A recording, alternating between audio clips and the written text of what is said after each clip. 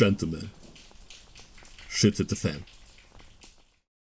There are two versions of how the Beetle started its mass production. One speaks of tough-as-nails, hard-working man who amidst the harshest of conditions just went to work to start building the Beetle once again, and with it the embodiment of the German economic miracle. Men who defied any weather, be it rain or storms, all just to keep the production lines running. And even if this interpretation is not entirely bollocks, it is certainly heavily romanticized. The success of the Beetle was not destiny, and it was absolutely not plannable. Quite the opposite, in fact. It could have ended there and then with the KdF-Wagen, because the simple matter of the fact was, the British are now in control.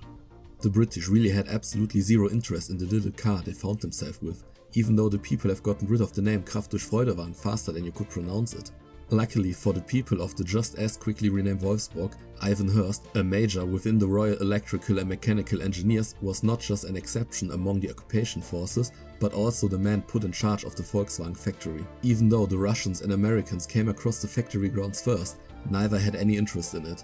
The rubble probably reminded the former too much and the latter too little of home. So it was up to the British under Major Hurst to actually take a look around and to figure out that much of the rubble was just shoved there to make the factory look worse for wear. And what a lucky strike it was for both sides. After all, the British too had to find out that occupying and rebuilding a country is a lot easier if you can use cars to transport goods and people. And thanks to a bit, or rather a lot of insistence on Major Hurst's side, the deconstruction of the factory was postponed often enough until they suddenly had a fully functioning automotive company up and running. This marks the beginning of the rebuild of Volkswagen and Germany as a whole in a wider sense. At first it was just orders to provisionally use the Beetle for the postal service as an ambulance or as a pickup truck. But already in March of 1946 did the monthly production of the vehicle grow to more than 1,000, and it just kept growing and growing from there on out. During the 4 years of British occupation and oversight of Major Hurst, they managed to establish a small dealership network and even facilitated exports to Switzerland, the Benelux states and Scandinavia. Those Beetles were sold for 5,450 Deutschmark, which equates roughly 17,000 euro adjusted for inflation today. On the 8th of October of 1949 the time had finally come and Volkswagen changed ownership from the British occupation government to the recently established Federal Republic of Germany. It seemed like finally the sun was shining once more over the company. Old burdens had been cast aside and demand for the Beetle was very stable. Sadly, they forgot about one small skeleton in the closet, or 337,000. What are you supposed to do when you are a new, cool and trendy company with or without old burdens? Of course, you try as hard as humanly possible to not pay out those old customers. But wait a moment, the company itself hasn't been paid out either. And that was a lot of money. Just how can a small, family-friendly enterprise have it both ways?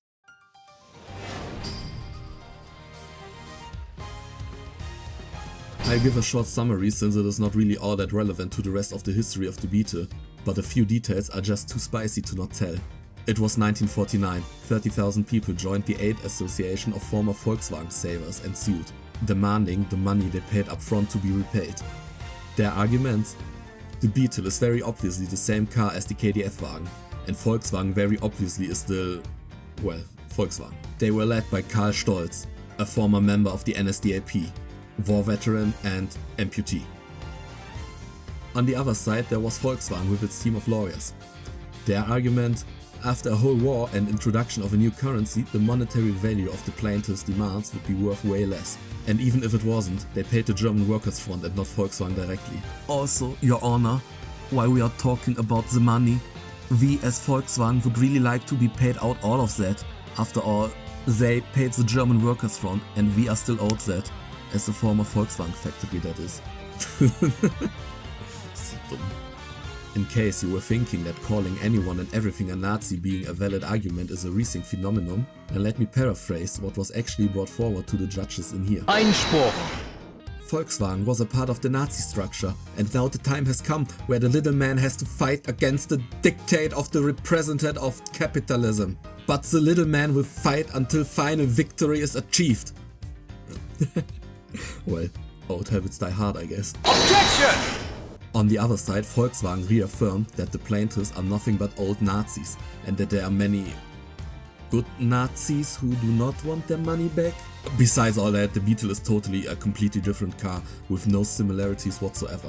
And that last part may very well have been somewhat true, towards the end of the court case that is. After all, the whole thing dragged out for over 12 years and the result was that the plaintiffs could either get a whole 100 Deutschmark as compensation or a discount of 600 Deutschmarks if they buy a brand new Beetle that will cost them at the very least 4000 Deutschmark. Anyway, what has our Beetle been up to in all those years? Like mentioned before, the initial production of the Beetle was saved by the car being needed within the various offices of the occupation governments and then the Federal Republic itself. And the export numbers showed that the Beetle hit exactly the niche that potential customers all over Europe required in the years after the war, at a time where no one would even dare to dream of a luxury car. A small, efficient car with enough space to haul whatever daily needs there were and in which you could even squeeze the whole family in without immediately becoming claustrophobic. Sein eigener Herr sein. Frischer zur Arbeit und viel früher zurück. The biggest sales boom would happen in Germany itself. Maybe it is that ancient Germanic distrust against anything unknown, or perhaps the design truly was timeless. Either way, the Beetle became the most beloved car of the Germans by a long shot. Not just in the immediate years after the war, but way into the years of the Cold War too. And as the German economy recovered and started to blossom once again, it meant that ever more people could afford their own Beetle, which in turn helped grow the car's image as the epitome of what the Germans call their economic miracle. All of this allowed Volkswagen to expand their export market. Already in the 50s, the company would begin selling the Beetle to South and North America, as well as Australia and Africa. A big part of their success was that they didn't just dump off their cars at a dealership and called it quits, but that they prioritized establishing a service network to give customers ease of maintenance and repairs. The Beetle would find its niche in the United States as well. What a surprise, right? In a country whose manufacturers have as much affinity to building small cars as whales have to taking to the skies, over there the Beetle really was the odd one out. Affordable, fuel efficient, and with special builds like beach buggies, the Beetle really was a breath of fresh air amidst all the good old American landjachts. Fresh air that would not just attract surfers but an entirely different group of people that are about as antithetical to the Nazis as one could imagine. Hippies.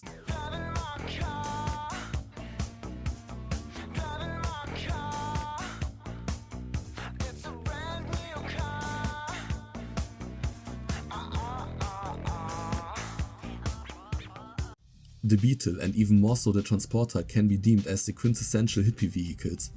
There are numerous pictures of brightly colored Volkswagens with flowers and peace signs painted on them, and since the Vietnam War was still in full swing, it was easy to find the imperialistic enemy of the time, in a car-related sense of course. I'm not going to delve into the politics here.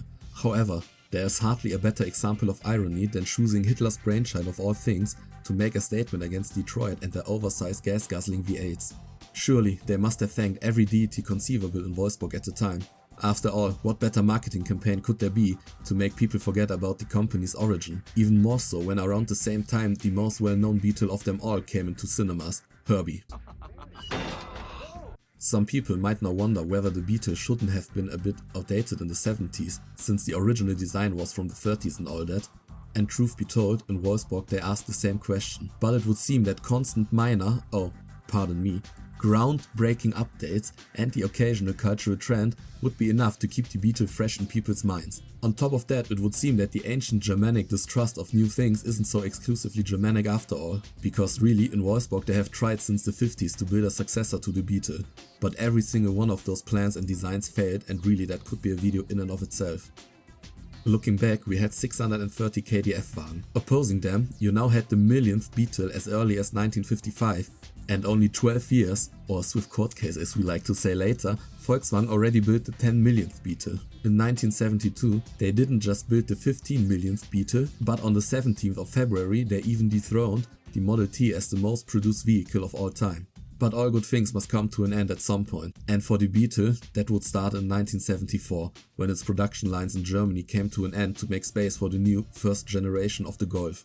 However, that was just the end of production in Europe. The Beetle somehow clawed onto life in Brazil and especially in Mexico, where they would continue to produce it up to 2003, when after more than 21.5 million, the final Beetle went out of the factory and straight into a museum in Wolfsburg. At this point, the new Beetle has already been a thing for 6 years, and the Golf had already surpassed the Beetle as the most produced car of all time. Despite that, it is fair to say that the Beetle is not just a mirror of German history, but that it definitely managed to come up on the initial promises of the dictatorship and the desire of many Germans even before that. It was the first German car for the masses, the first Volkswagen.